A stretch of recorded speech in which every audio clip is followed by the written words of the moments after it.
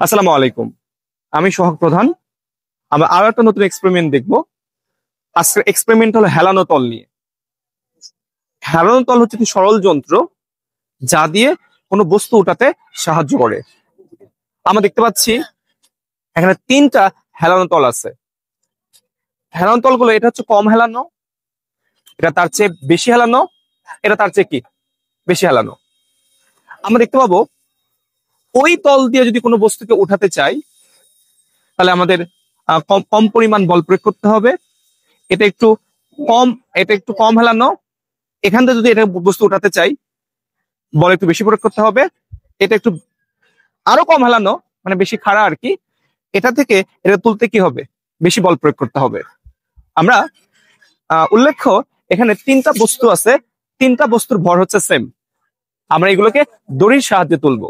তো দেখা যাক কোনটাকে তুলতে বেশি বল প্রয়োগ করতে হচ্ছে।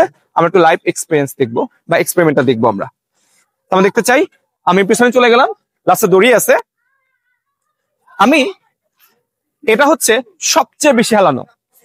আমি নর্মালি প্রায় সমান পরিমাণ বল প্রয়োগের ট্রাই করব, দেখি যাতে বুঝতে পারি কখন কোথায় বল বেশি লাগে। তো দেখতে পাচ্ছি এর টেনে তুললাম,